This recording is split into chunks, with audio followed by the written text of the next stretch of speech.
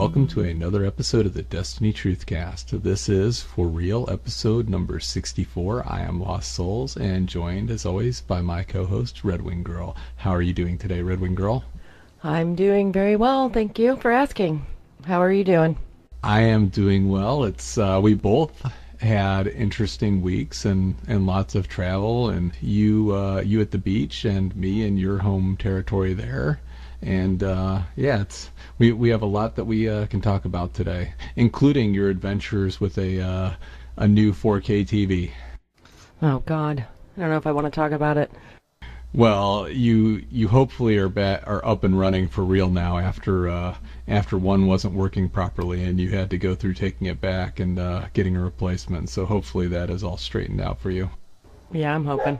So why don't you tell everyone about the experience you got to have this last week?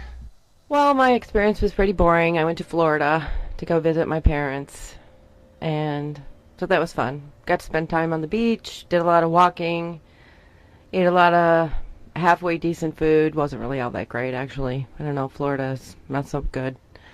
And had lots of drinks and spent time talking to my family and all that good stuff. And so it was good. I feel refreshed and, came back here and it's closing in on, 60 degrees and sunny. So at least it's that. But when I left, it was like 90 and sunny. So it's kind of a trade-off, but I don't think I'd want to live there. But it was nice. I had a good time. Well, when you got there, you kind of arrived to a monsoon and it kind of got off to a sketchy start. Yeah, that was annoying. I was like, okay, get all the way down here and it's going to pour down rain. But it only happened that one night. But it was kind of cool for the season, according to all the locals. So, but it was 80 for me, and that's perfect. So it wasn't too bad. I mean, it would have been better if it was warmer, but with less humidity probably. But it still was nice. And was it because of that storm that you were able to find what the local old biddies, as I believe you described them, said were the biggest seashells that had been seen in those parts in the last 50 years? I don't know, man. I came back. It's just so weird. I'm from the East Coast or West Coast, and I was getting up at 5:30 in the morning there. And so that's 2:30 in the morning where I'm from, Seattle. And I just got up every morning, got dressed, went downstairs, walked to the beach, because where my parents live, they live only 100 feet to the beach, and basically walked the beach every day. And that day after the storm, I was out there really early at 7 in the morning, and there was these giant seashells everywhere. And I was I got back, and I had my arms full of these giant seashells, and all of my mom's friends and all these the older generation were in shock. They had never seen shells like that at this beach. So I hit the mother load. So I packed half my suitcase with these giant seashells, and it was pretty funny. But I had a good time. It was really good. Yeah, it was really cool, and I'm glad you had a great time and got to go down and get some sun and sand. I know you'd been talking about wanting to do that the last couple of years, but hadn't got down there. So I'm sure your parents were really thrilled to get to spend that time as well. Yeah, for sure. So enough about my Florida trip. So you had a nice adventure, and you actually came out here to Seattle, and you got to spend time at Bungie. And I know you hadn't ever been out here, and we went to the reveal last year in Los Angeles, and we got to meet a lot of great people, and it was a lot of fun. So why don't you tell us a little bit about your adventure? Well, we talked a little bit about, the invite and stuff on the last episode of the podcast, but I got up very early Wednesday morning, got to the airport at about 4 in the morning and boarded a little after 5, flew through St. Paul, and it was a winter wonderland in St. Paul, and I was not dressed for it. Had to sit at the end of the little walkway to the plane waiting for our bags that hadn't fit in the overhead compartment. So I was frozen to the bone by the time I got my bag, but I had a nice long walk to the complete opposite end of the terminal for my next flight to warm me up.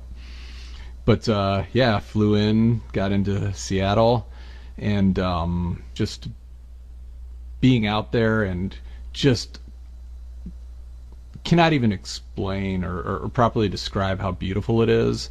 It was kind of like the first time I went to Colorado in the Loveland Fort Collins area and seeing mountains for the first time. And it was a different kind of beauty there. It's a lot more brown and whatnot, but I was anticipating that it would be pretty in the Pacific Northwest, but I was still just taken aback by just how beautiful it is and how green everything is, and the evergreens everywhere was just incredible to see.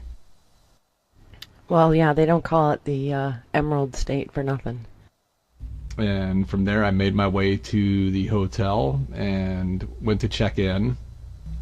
I got up to the check-in desk on the second floor, and as I'm checking in, I look over and I see Gathalion, Tasht, Fuzzle, and Ikugan, and so I went over and immediately got to meet them and talk for a few, and that was really cool. And it was a lot like our experience in LA, where here you are in this place and you're meeting people to talk about Destiny and because of the game, and it was just that it brought back that that experience we had, like when we ran into Cobb One out there and Farian and all the people we met there.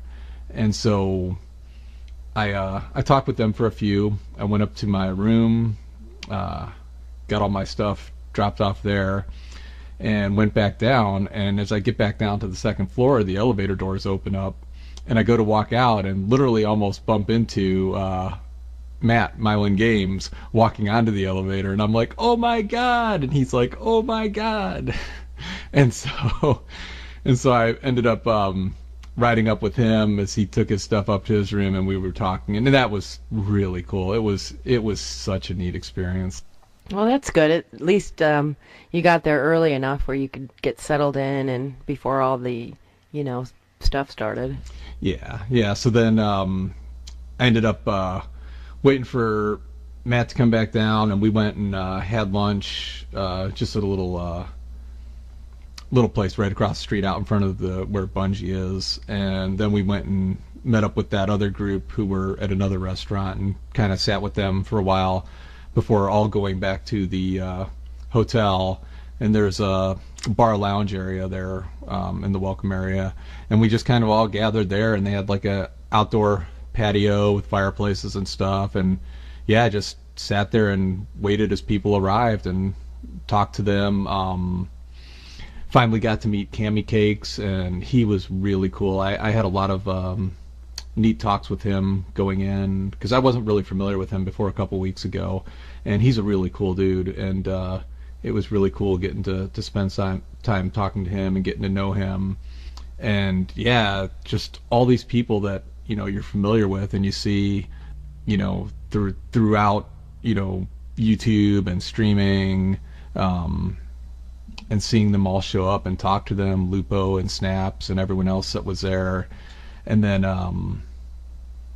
the late arrivals later on in the evening, Lulu and Arrow Knight and Mercules showed up, and so we were kind of waiting for them. So everyone was kind of there, and then just talked in big groups, talked in little groups, and it was just a good way to get to know each other before the actual event the next day. So it was really cool.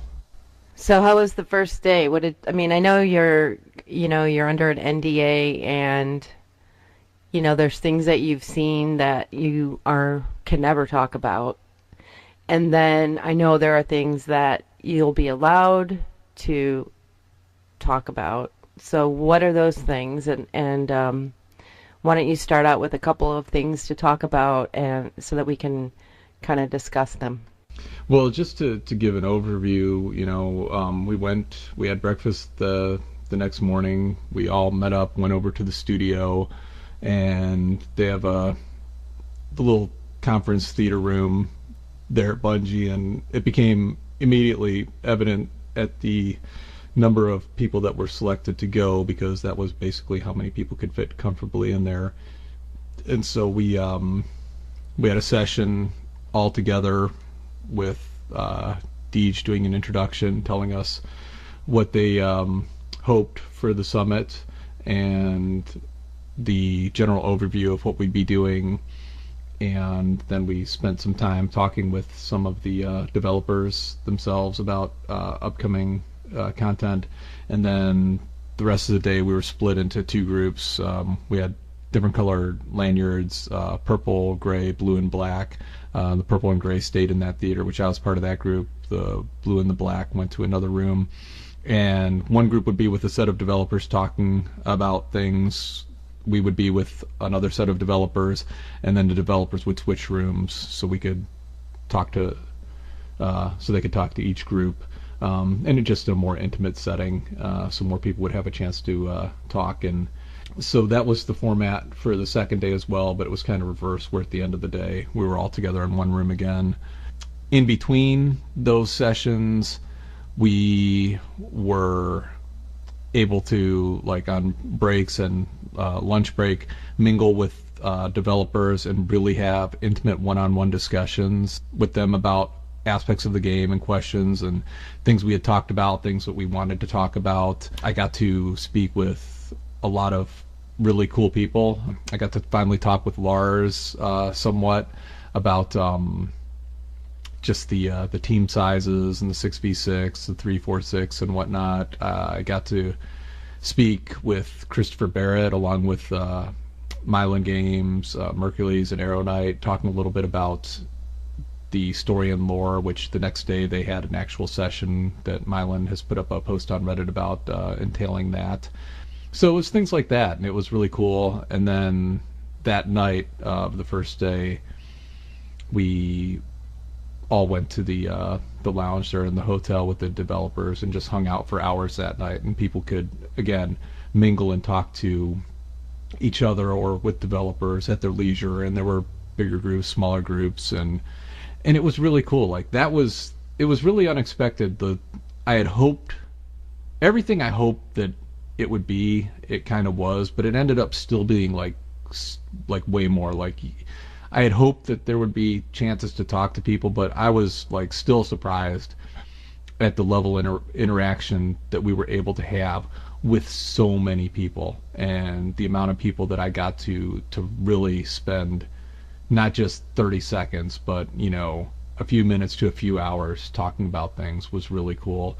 I got to sit with Hamrick and Slay Rage and talk sandbox and the experience from the elite 1%ers to the general player experience, that I experience and that we experience when we play the game. And that was a really cool conversation, and we talked for like an hour on things and the different points of view.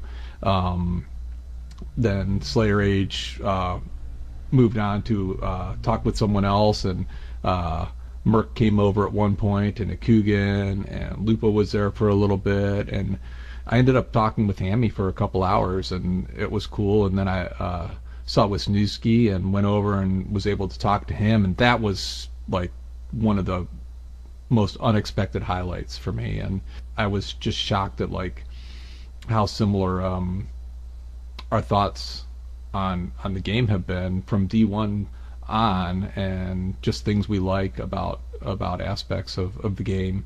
And then Merc came over, and they had a deep discussion on why various changes were made throughout D1 in the sandbox. And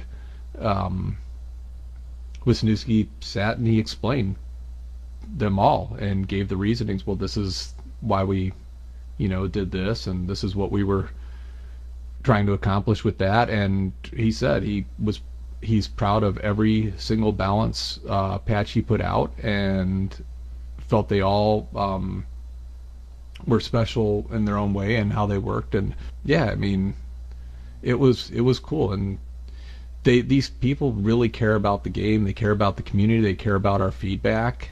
And one thing before we get into like kind of anything more specific, I've seen kind of a narrative out in responses to posts I've made and in the community still, that somehow we were out there to open Bungie's eyes and clue them into all this feedback that they've been ignoring and not seeing that everyone's been posting for months, and we were somehow there to save the game and save the franchise, and it's not the case. They do listen to our feedback. They have been, which is evident from the changes they've made since D2 release to the things that are on the roadmap that we're about to see, and things coming in the future that we know are on the roadmap. But we saw a lot of things in development and that they're working on or want to work on that are all direct results of the feedback that the general population has given since Destiny 2 released. And I don't want to discount that or minimize the impact that the players of this game have had within that studio. And the developers have heard it, and they care very much, and they want the same things that the players do. And this summit was a way to have a deeper level of interaction, a more intimate setting where we could have face-to-face conversations that you can't have the in-depth kind of discussions on a forum or tweeting back and forth on a lot of these things that are being worked on as a result of community feedback. Well, let's just talk about your interaction with Wisniewski. So previously, years ago, you had a lot to say about Bungie and how it played, and your opinion on many of the game modes changed quite a bit. Would you agree with that? As far as like changed from not liking them throughout D1? Well, you used to hold the position where, you were for full matchmaking and, even for raids, and you and I always butted head on that topic. And until you actually played a raid, because previously you hadn't, you're sort of exposed to the reasons why it would be sort of hard to do and why many of us who raided regularly didn't like it, right? So there's this ongoing debate about matchmaking and how it serves the entire community, and some people just have to suck it up because, whatever. And back in those days, you were really against him, not because of those reasons, but you had a little thing with him. And since then, you sort of changed your view on him and his role at Bungie. Would you agree with that? Oh, I'd agree completely. And, it's a process of, throughout D1, right from the start, I was anti-nerf and anti-neutering the sandbox. And so I had a lot of posts that I would put up on what I felt was what made Destiny PvP unique and great was the fact that you could be outgunned, but we had so many things in our arsenals to be able to combat any situation, to where if we were outgunned by a Thorn or a Red Death or whatever other great weapon, the overall balance of the game, from our abilities, our grenades, our supers, whatever, it all kind of balanced that out, and there were ways within everything else to counter things. And so I had a lot of posts like open letter to John Wisniewski on please don't nerf Blink and things like that. And throughout the course of doing the podcast, of establishing relationships with people like Deej and Cosmo, you get to the understanding that these are human beings on the other side that you're talking to, and that they do care very much about the game. They want it to be the best game it can be. They're fans of the game. A lot of them were fans of Halo games that ended up at the studio. They're just like us, except they're making the game. And so, I still didn't agree with the changes throughout the rest of year 2 and 3 as what happened with the sandbox, but I understand the reasons that things happened the way they did.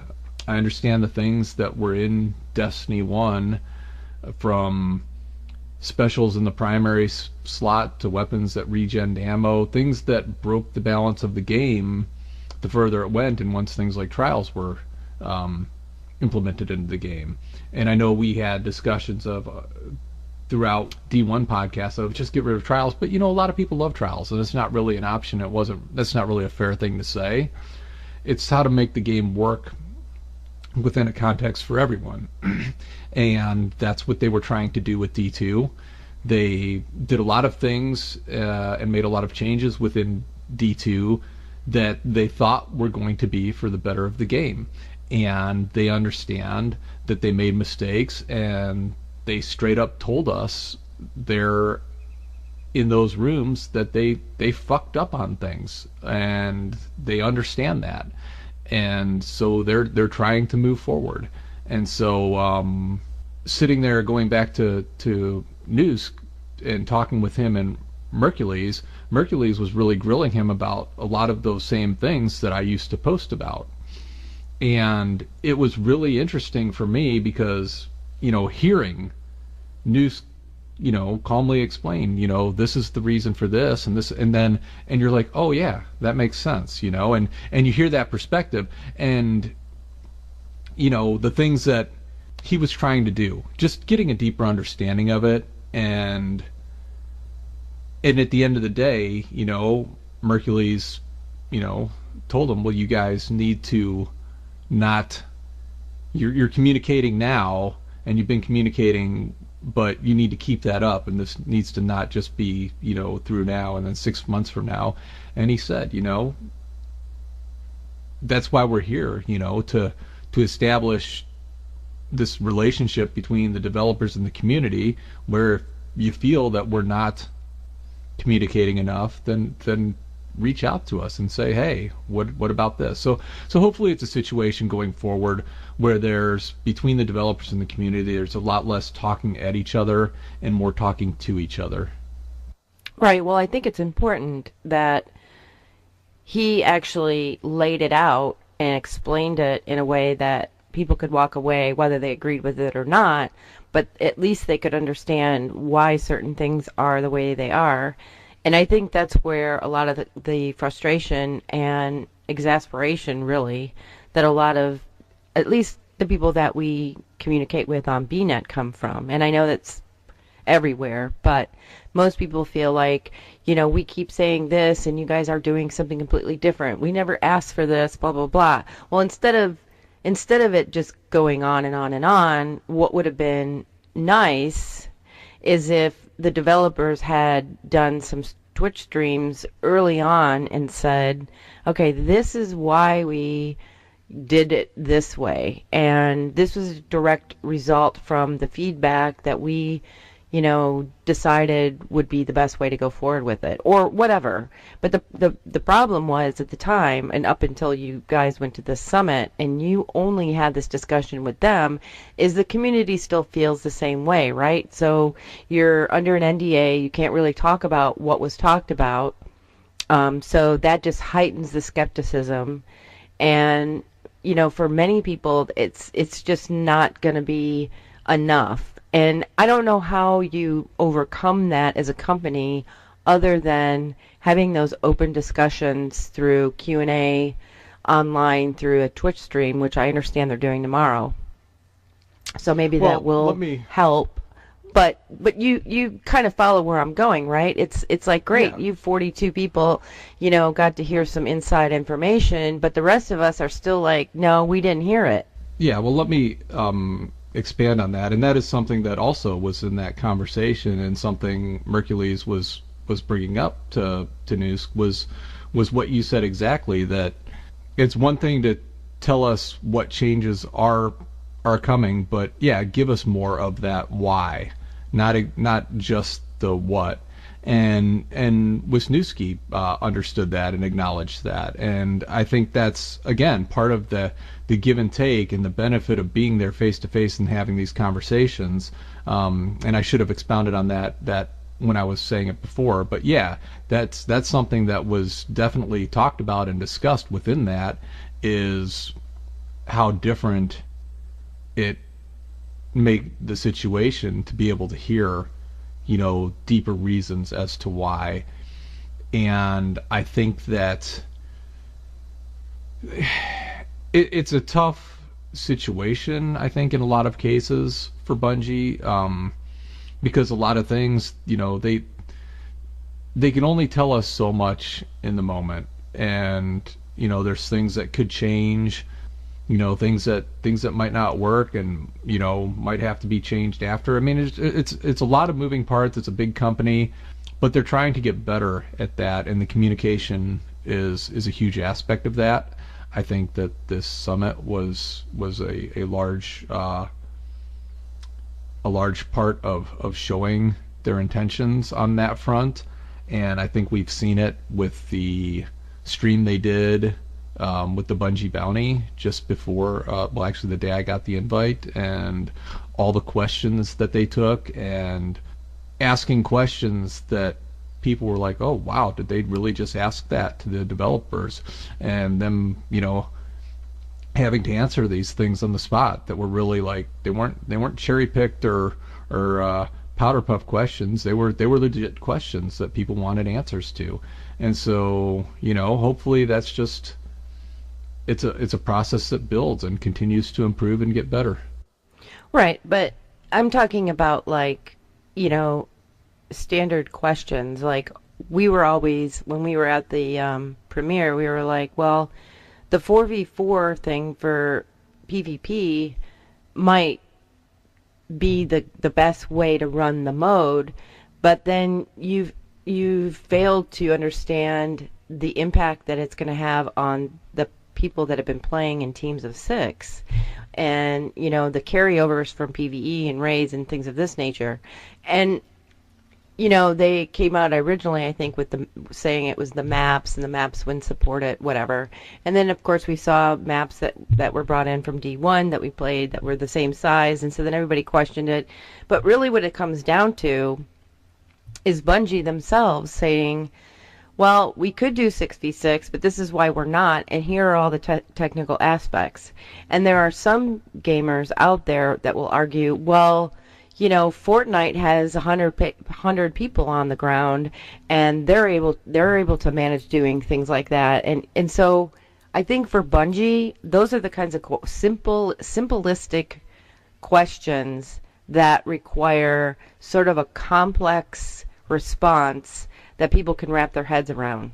And that's where I think it sort of lacks in, even though there are a lot of younger gamers out there that may not understand the complexities of making a game and what it takes to do something like that, I still think if you're honest about it and you provide a little bit more information about why those things are there, then I think people will be a little bit more accepting. Because then at that point, then it just becomes, well, I just can't, this isn't the game for me. Or I guess it's just not ever going to be what I want it to be.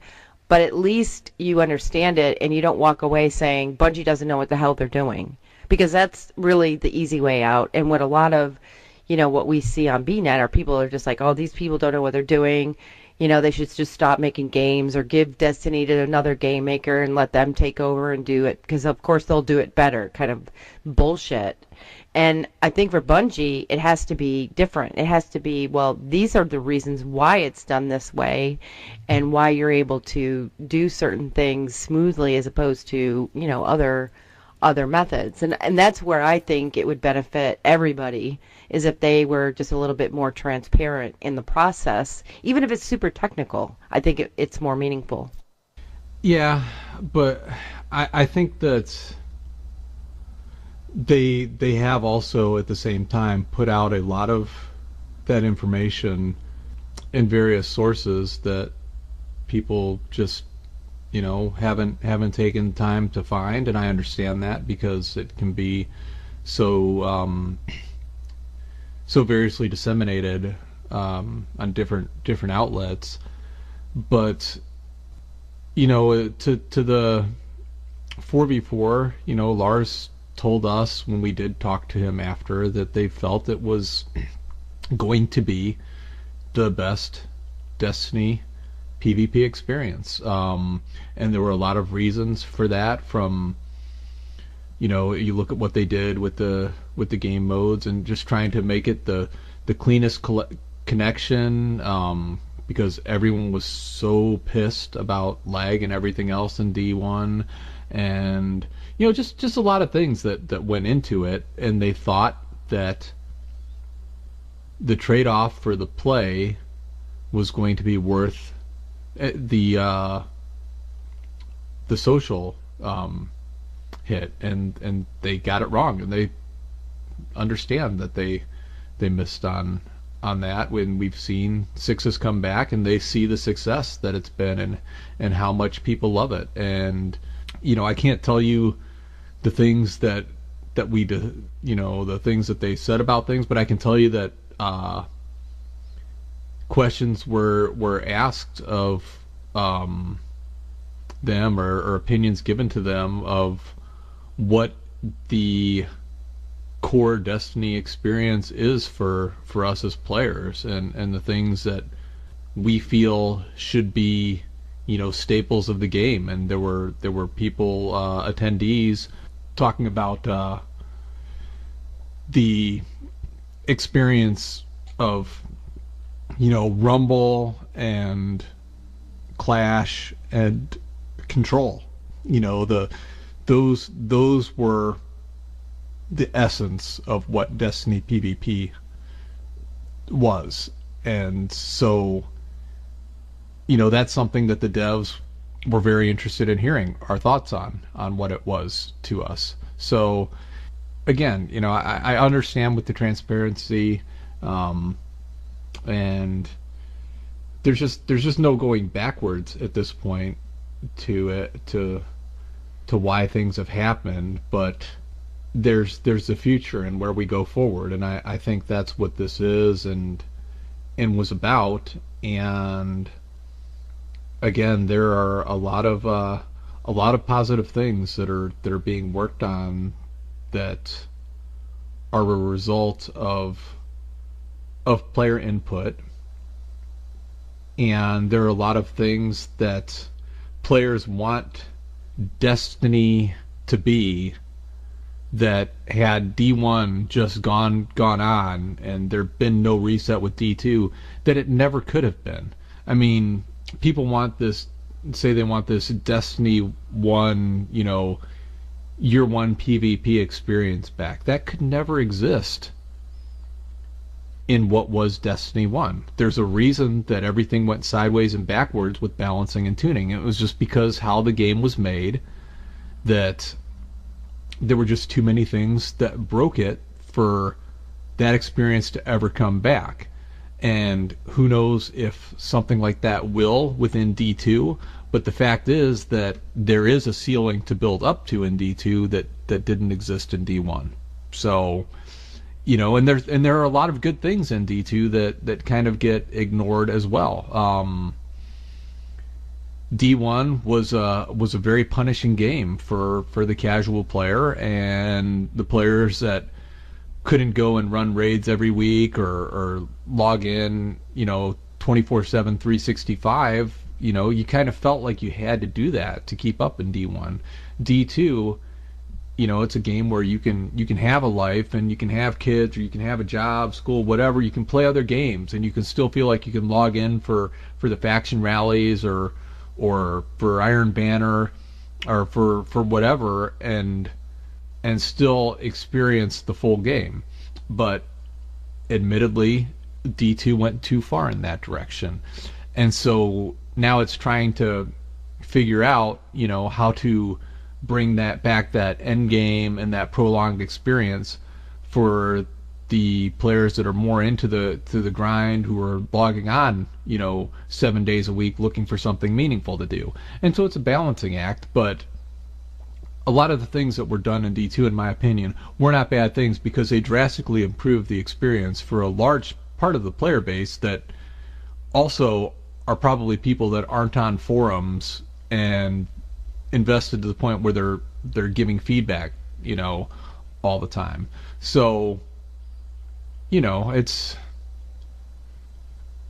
the game is not what anyone wanted it to be when it released, and that includes the developers inside the studio.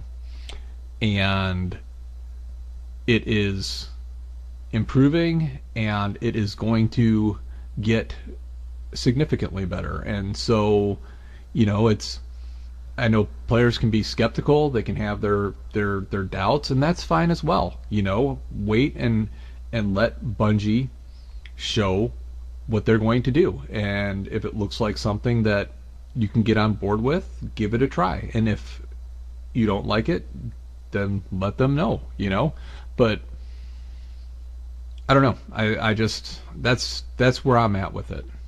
So did you feel like a lot of the topics besides endgame and weapon changes and things for the lore community would be significantly improved? So there would be a lot of different things that people like in it? Or do you feel like probably not as much?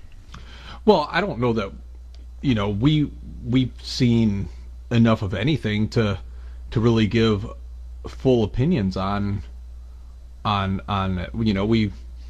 we've seen some things and we've seen ideas, but that's another part of why we were there, to let them know, from various types of players and various communities, what it is that Destiny has been to us, and what we have liked, what we haven't, and what we feel it should be. I had a lot of conversations about Destiny 2 needing to be more meaningful for the solo player, for the player that doesn't have a fire team, to have more meaningful endgame for someone to log in as a solo player in Destiny 2 and be able to play each week. Like really meaningful endgame, some kind of high level things to do. And I also got to, on day 2, have a conversation with Emmy Chung and Stevie D, the social design lead at Bungie, about guided games, matchmaking, and just social dynamics within the game. And what we've had a lot of experiences with guided games. We know that it's a flawed system and that there are many ways that it can be better, but we also know that we've had a lot of success with it, and that the people that say just scrap it, it's garbage, yada yada, how many people have we gotten through the raid that were genuinely ecstatic to have gotten to run with us, that had never raided before or never raided in D2, that got to experience that because of that system? Well, I agree that it was, most of the experience was pretty good. In fact, we had one that was a no-micer. They actually had a mic because we could hear everything in the background, but they were afraid to talk or couldn't talk. But they listened very well and took instruction, and we successfully did it in my one experience. But what it tells me is either there isn't as many people that are willing to queue in, that are solo, that have never done it before, or something else. Because the time that it takes for a solo person to queue in is upwards to an hour. And even in some cases, I've stopped searching because it's been like too long. So I don't know if it's because of the population reduction, or because people just think it's too cumbersome, or if this just isn't a lot of people that raid. And I think it's probably the latter. There isn't probably as many people that raid as everyone thinks that they would, had it been just open matchmaking. I just don't really think a lot of people are interested in raiding. Yeah, there's a lot that goes into it, and that's things that we're asked about is how to eliminate that experience of having to just sit in queue, finding can they find ways to allow us to do other things while waiting in a queue, and actually play the game, and ways to incentivize the experience for groups to want to lead. And so it's all things that they're aware of, and I'm hopeful for the future of the game that we'll see better systems in place to open up, hopefully not just the raids, but make the Nightfall and all the other matchmaking experiences better across the board. So Yeah, I mean, there's some basic things that I don't like. Like, I didn't like the timers in Nightfall. And then when they came out with the cards, it still has a timer on it. Like, you still, if you want to score, you can't just go through it systematically. You have to sort of kind of hurry up, or you're just going to start to lose points. And I kind of feel like for the solo player, they're not going to be able to, average solo player, they're not going to be able to bust through it and still make a score. And so, I wish there was something in place for every level of gamer to enjoy something in Destiny.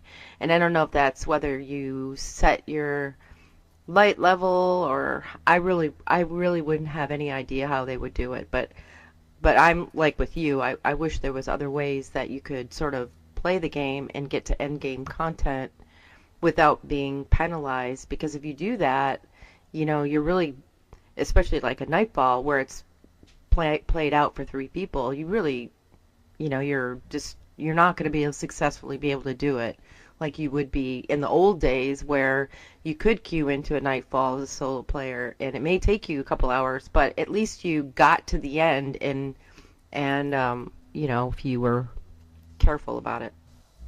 well, yeah, and that's something I related as my experience throughout D1 as a solo player, because before I started playing with you, that was my experience all throughout year 1.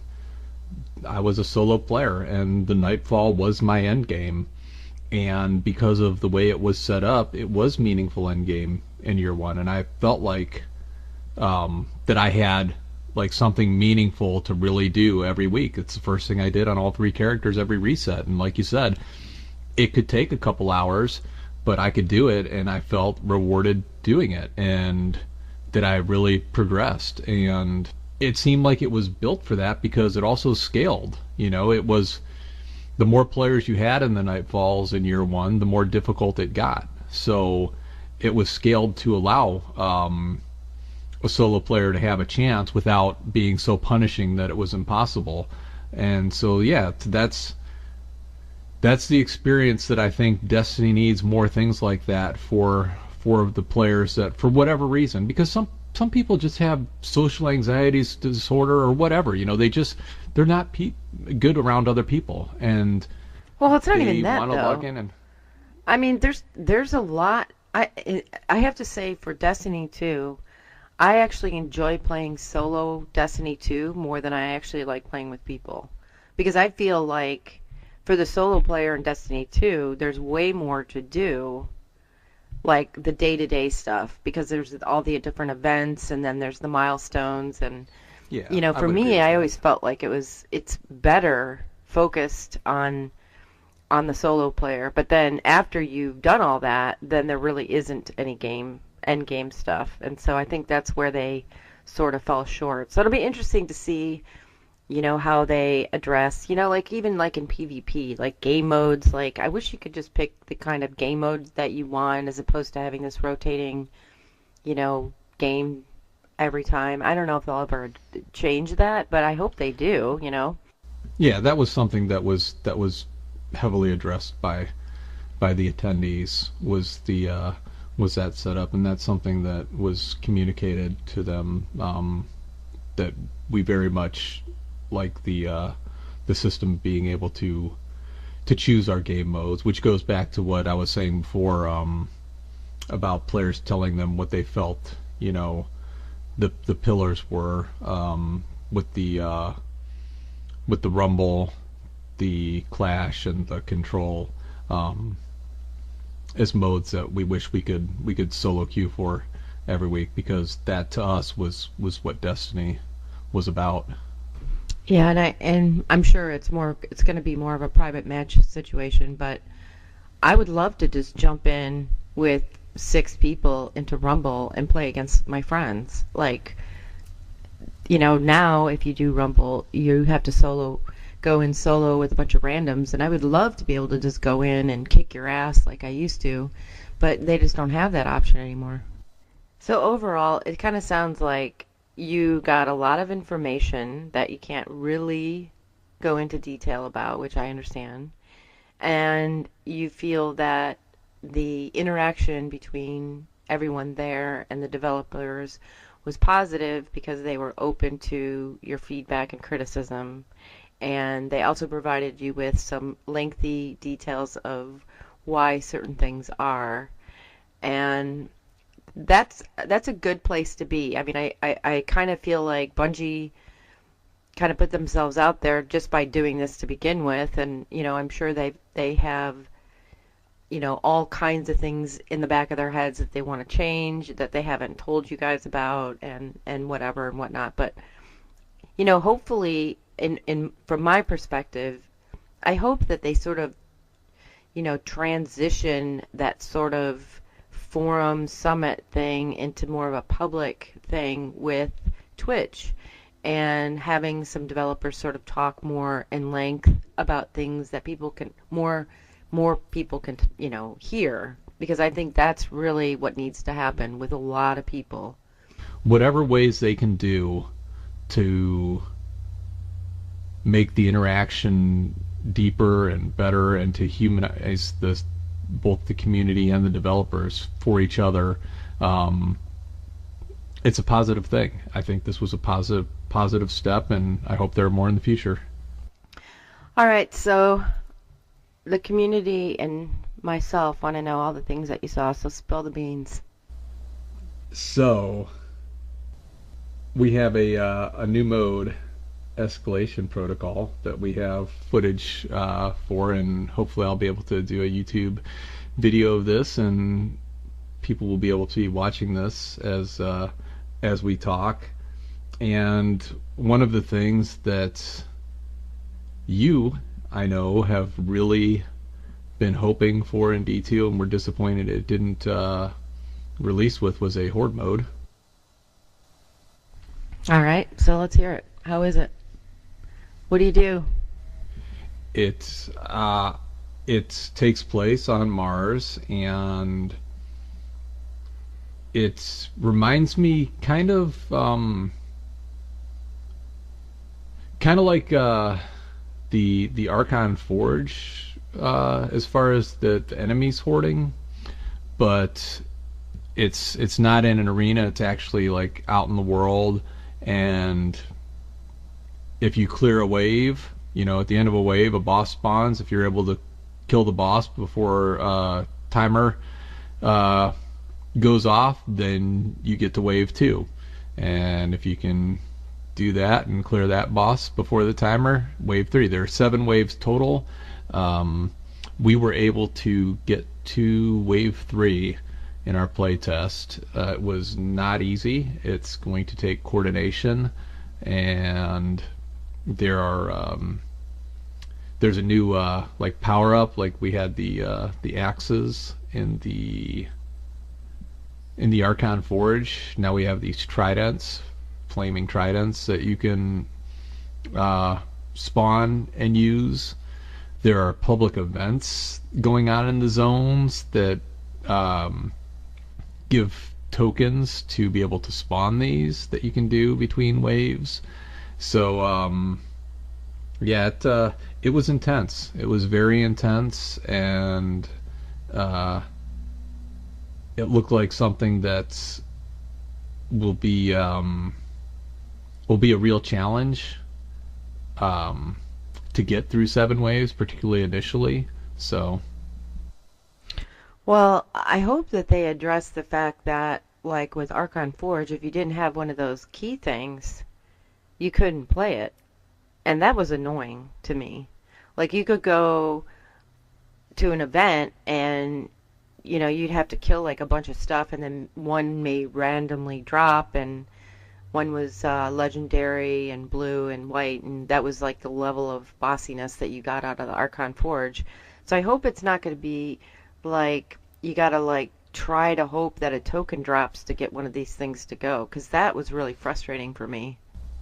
No, it wasn't like that. There are like plates out in the zone, and we stood on a plate, and it popped up a thing to hold down, like I think it was a square button on the PlayStation controller to activate it, and it rises up out of the ground, and it starts the event.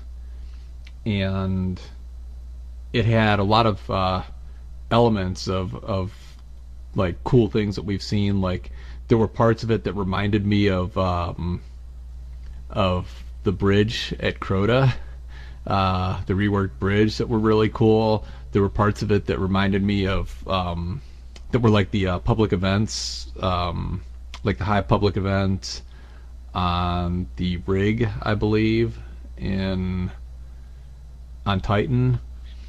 And there were parts of it that reminded me of, do you remember the old enemy versus enemy encounter in Skywatch in Destiny 1 with that Hive Knight that was just an absolute bitch to kill? Mm-hmm. Yeah. Yeah. Parts of it reminded me of that. It was, like I said, it was challenging. It was cool. There will be rewards. I think they said it's if you beat the 3rd stage, I think the 5th stage and the 7th stage, there are reward drops. There will be a unique weapon set that can drop in the encounter, as well as a unique armor set. And the weapons will all have a unique perk on each of them that aren't on any other weapon in the game. Sweet. And they look cool too. We got to see them. They're very reminiscent of the Outbreak Prime kind of design, and kind of that Rise of Iron kind of vibe of the design. Really cool looking. Cool. And you love the armor. The armor from, I'd say the armor from was kind of reminiscent of Wrath of the Machine-ish, kind of that Siva-ish. It wasn't really like Siva, but it was kind of that real geometric kind of looking to me, and looked really cool. Cool.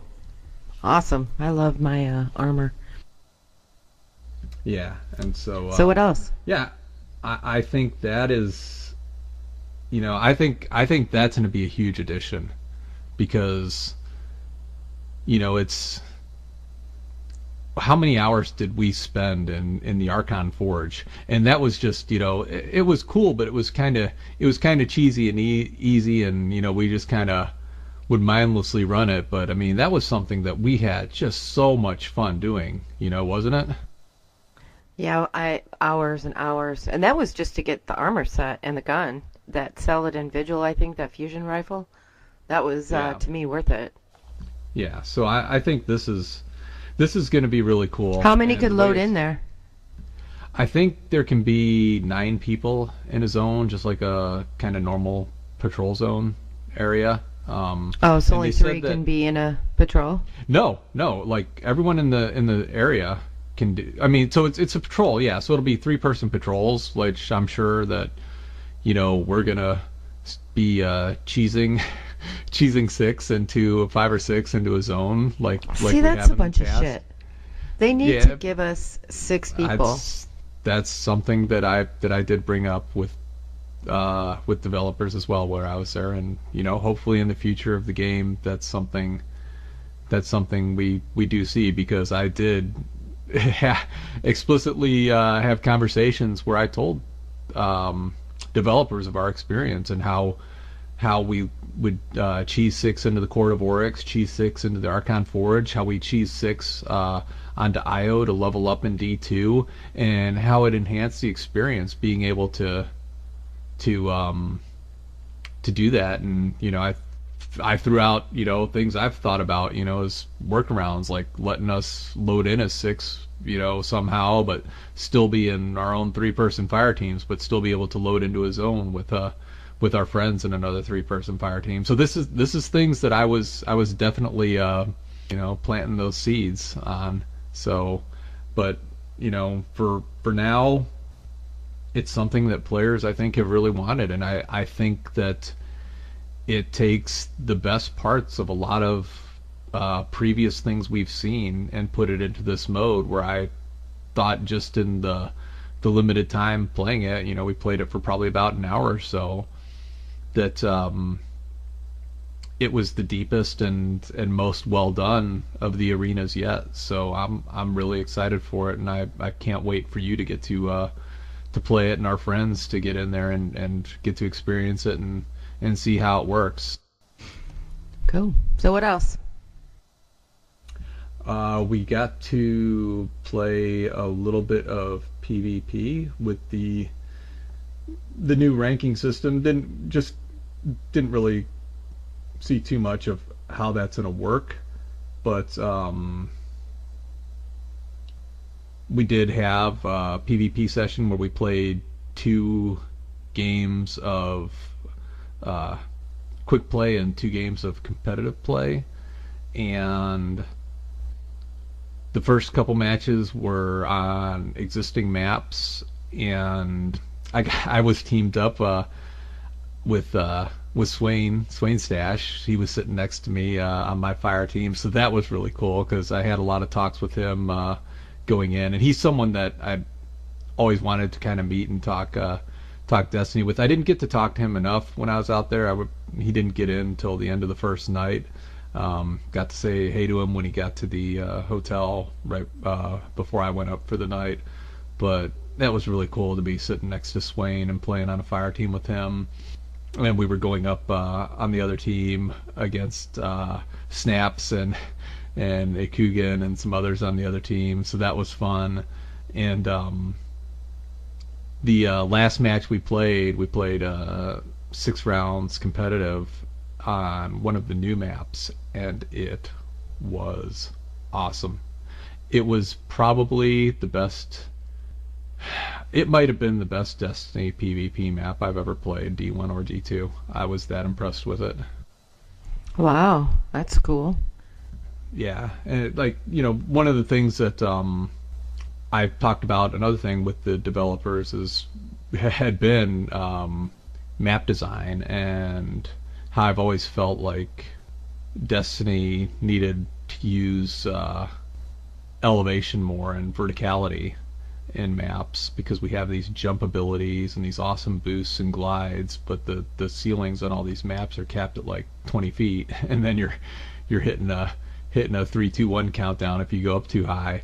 And it seems like that's not like drastic to like Halo 2, but it seems like that's something that they're wanting to get more into the game, is some of that verticality aspects, and it was cool. It was a good size map too, so it would seem like it would be an awesome 6v6 map as well. We played at 4v4, but it was cool. Like lots of it was really.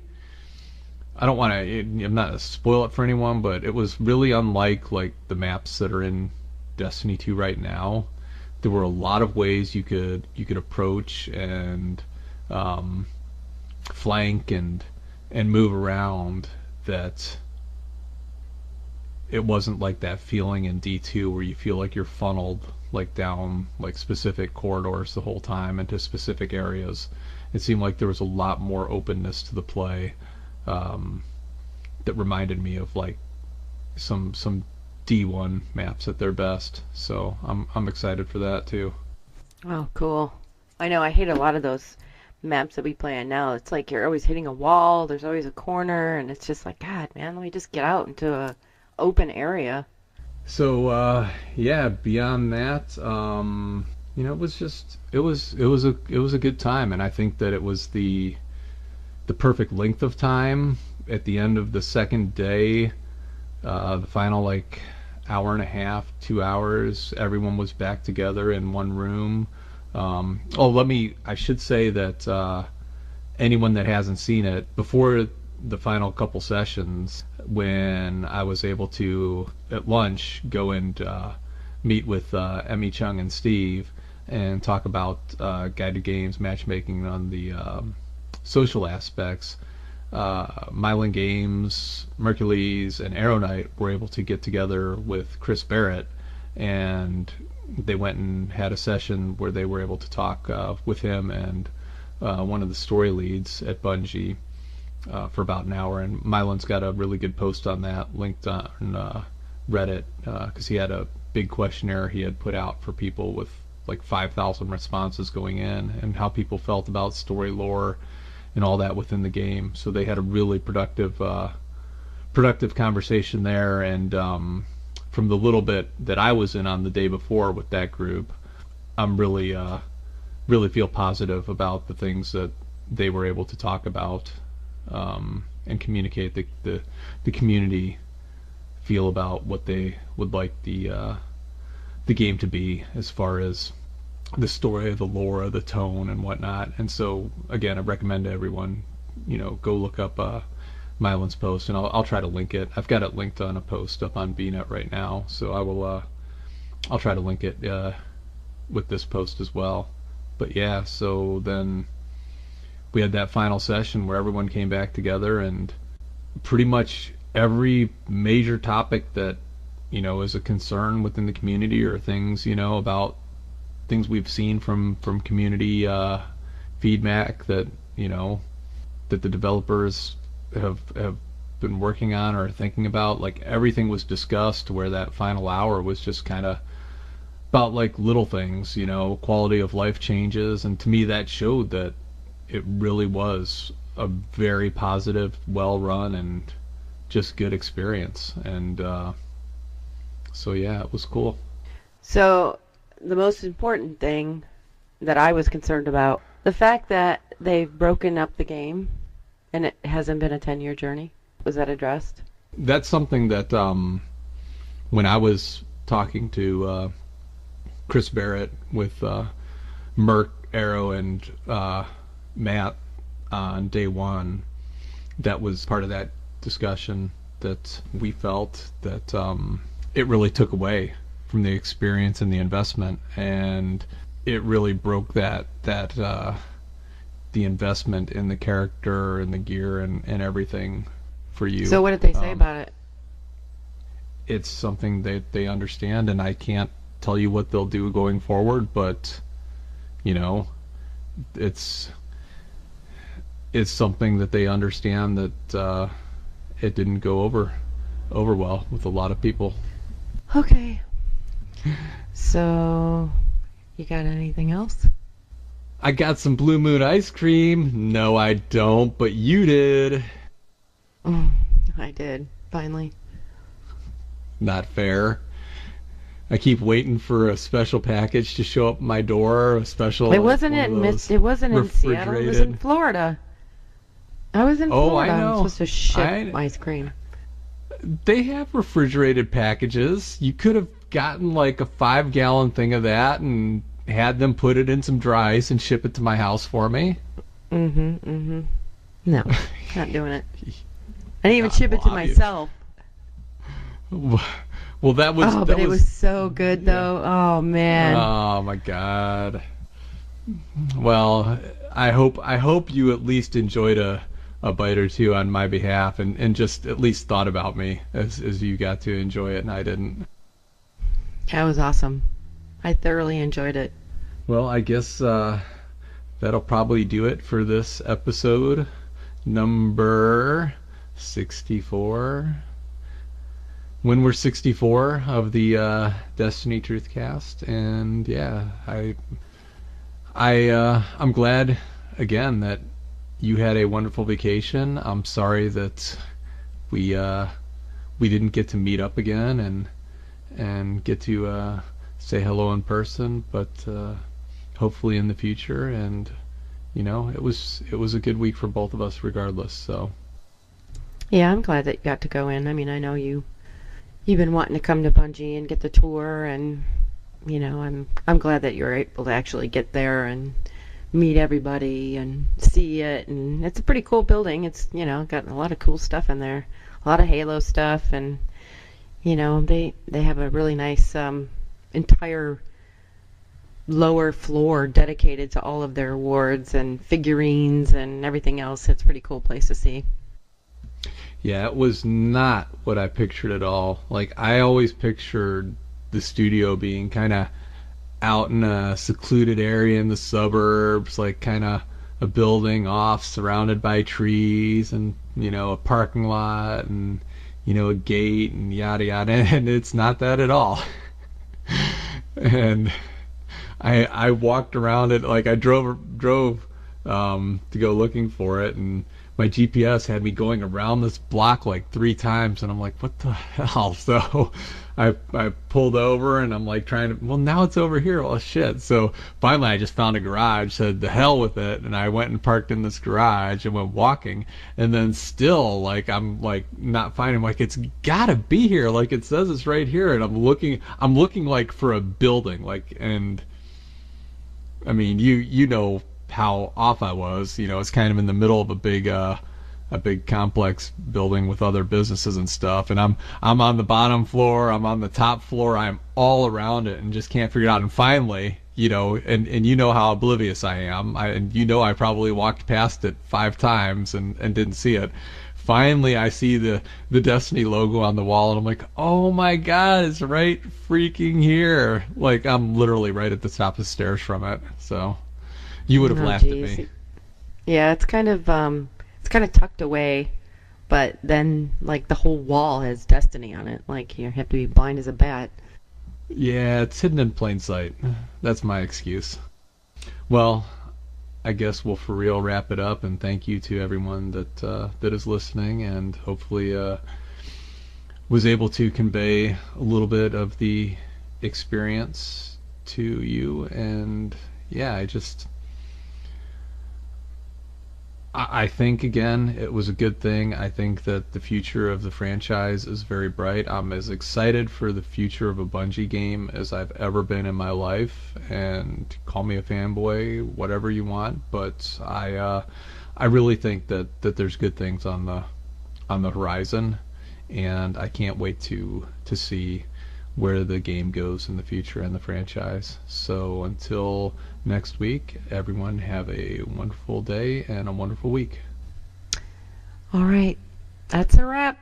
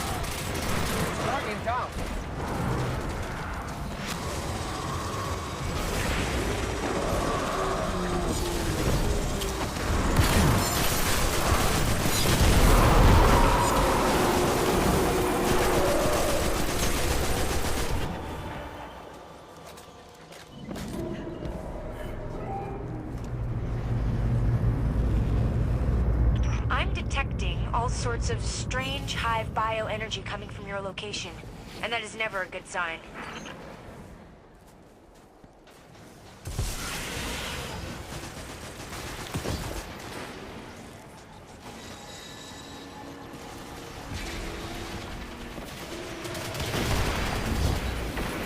What's the plan here? Shoot lots of hive. That's a good plan. Here comes trouble. Big ogre trouble. Get out of line of sight while you can and stay out of it. Unless you like a steady diet of void energy. We do not.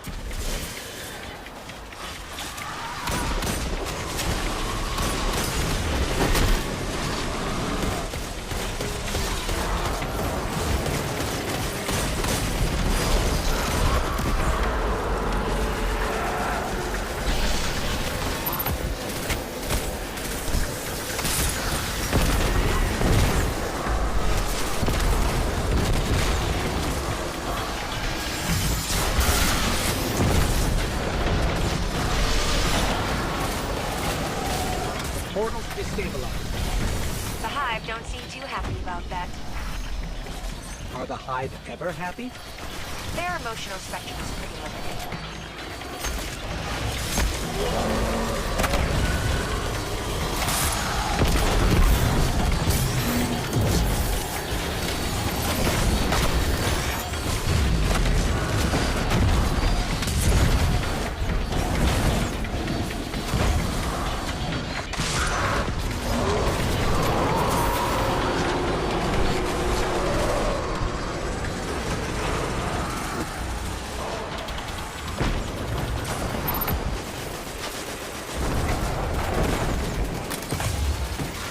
Thanks for taking care of the Hive. Reminding me of my gunslinger days. Guardian down.